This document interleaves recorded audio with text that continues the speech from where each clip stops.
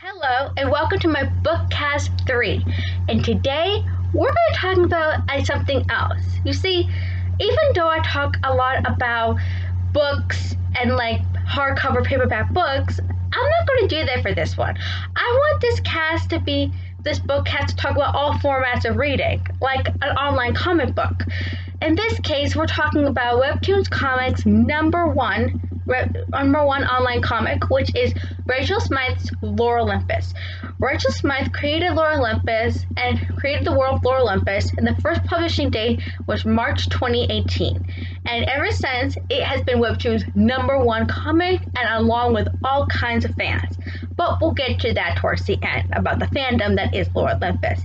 So what is Lore Olympus about?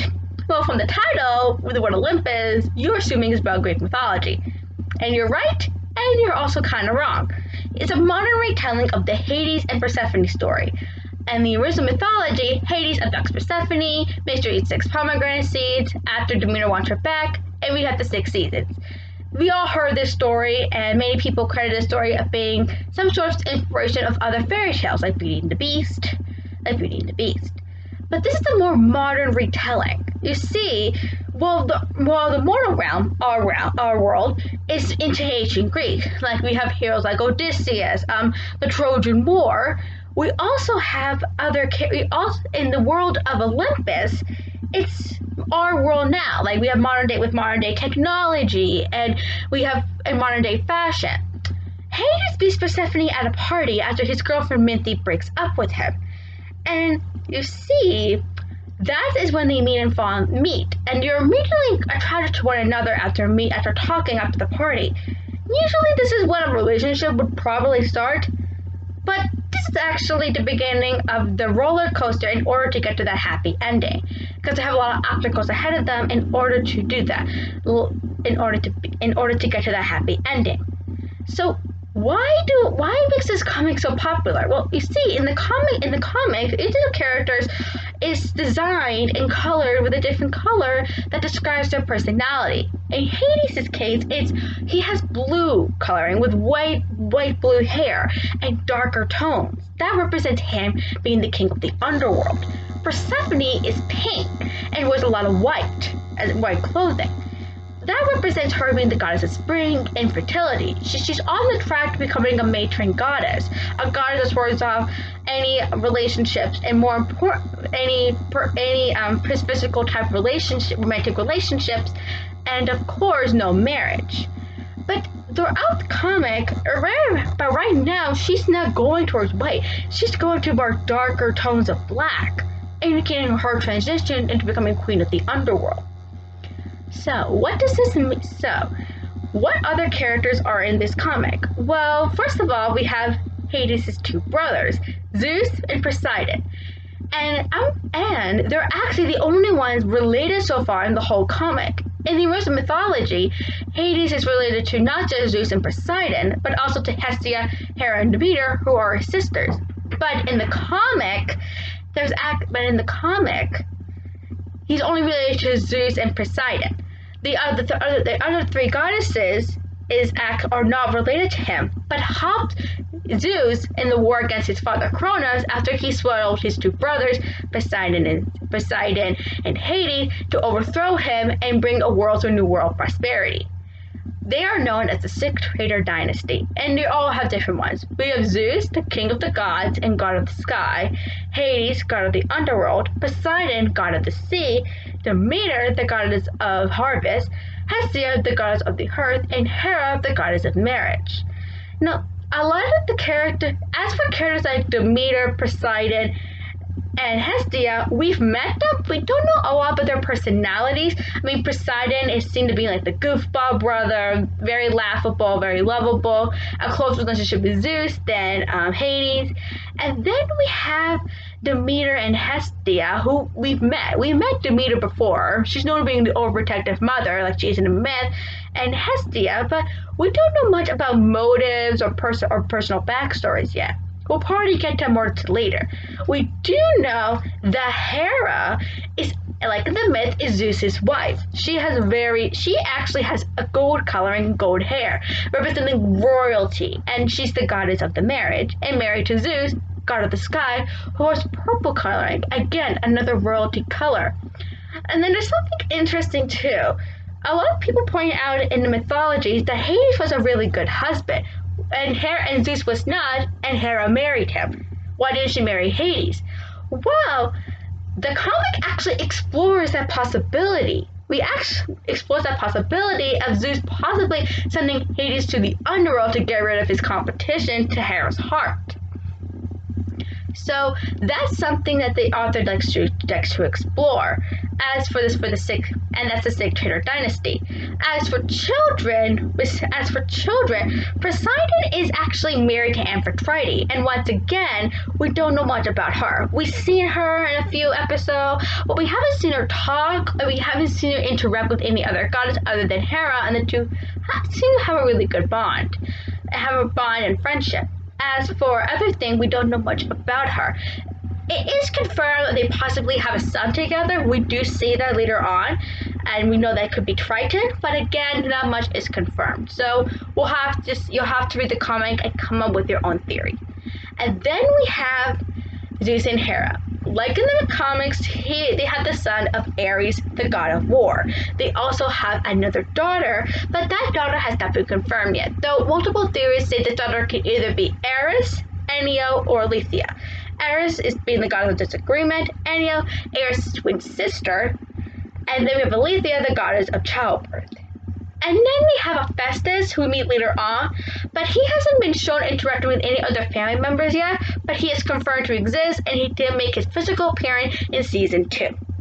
And then we have Hebe. Hebe is actually a character that we see a lot in other episodes, either as a major point. We do know that Hebe loves her uncle Hades a lot and cares a lot about him, especially when he gives her a bracelet for her 8th birthday, And there's actually some references to her future in it. She's shown giving her parents drinks, and in mythology, Hebe's actually the cupbearer of Olympus.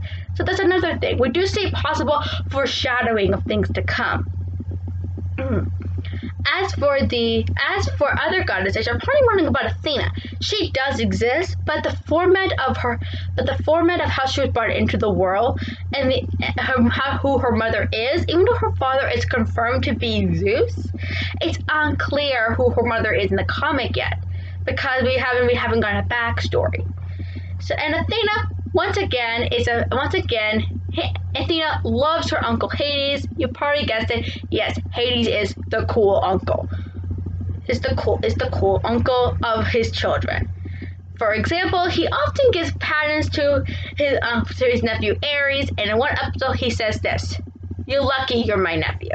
So you could probably guess what's happening there. So what about other heroes? We do have Odysseus. We have more of a timeline what's going on in Olympus, but as in the mortal realm, we did meet Odysseus, we met Semele, the mother of Dionysus, in mythology, but that's like a different storyline, and we're focusing more on Olympus. So, as for what happens in the mortal realm, you'll have to read the comic, you'll have to assume where we are right now. But with the appearance of Odysseus and Poseidon not liking him, we can assume this happens after the Trojan War, but we're going to have to see what happens. Again, we'll have to see, because this comic is still happening, and I'm not saying any major spoilers other than backstories of the major characters, and I haven't described that yet. So you guys can read this comic yourself.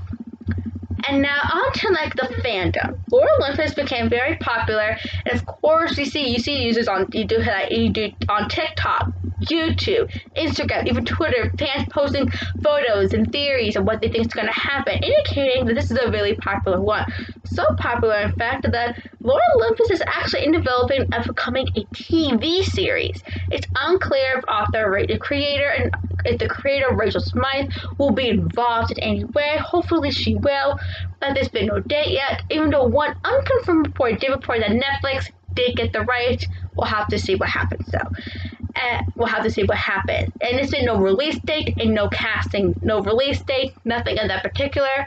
But in my opinion, because this announcement came because of this, I think they most likely are going to wait till the series is officially done so they can start working with possibly Rachel on what they think is going to happen. So when we talk about Lore Olympus, it does talk about some very heavy subject matter. And I'm not going to get into detail what the subject matter is because that is spoiling it, and I don't want to spoil things right now.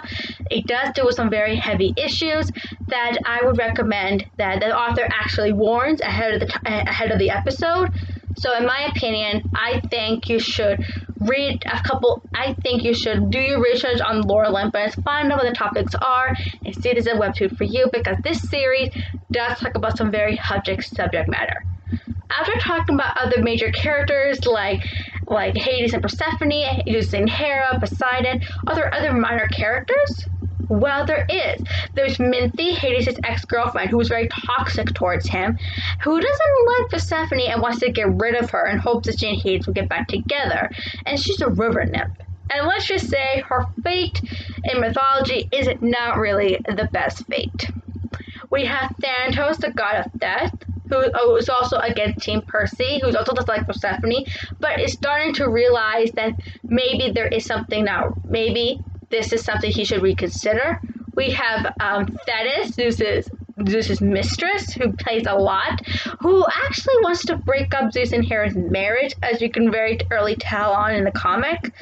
And well, let's just say she's the mother of a very important character in Greek mythology. You may even heard of his heel. In case you haven't get that reference, she's the mother of Achilles. And of course, Achilles' heel. This is when we get to and as for other minor characters, we have Aphrodite, the goddess of beauty, who is the girlfriend of Ares. We have Eros, Persephone's close friend, who's of course Cupid, of course. And there's other characters she introduced in this comic. As for other characters we could possibly meet, well, fans have speculated a lot over time. Some people say with Semele being introduced, we'll possibly get Dionysus in the future. People say that we'll get Orpheus and Eurydice. Some people say we're going to get possibly Hercules in the future. But that's actually after speculation. The author does a lot of research into doing this and into making sure each storyline worked. As for other gods, we did meet Apollo and Artemis, and Apollo has a nickname that I'm not going to say. You'll read the comic and you're going to find out the nickname later on. We met Hermes, who's a friend of Persephone, and there's so many characters I can say, but I'm going to stop at those gods. This is a popular comic, and it's a popular comic that I'm a fan of. Rachel uploads every Sunday, and season 2 has actually started premiering last August. So she says, quote, either it'll be a really long season 2 or a very long season 2 in season 2, or it'll be a season 2 in season 3. Is there an ending for the series? Well, the author, Rachel, said that she has one in mind. But that's the end for me today. Hope you read Lore Olympus, and I'll see you next week. Bye!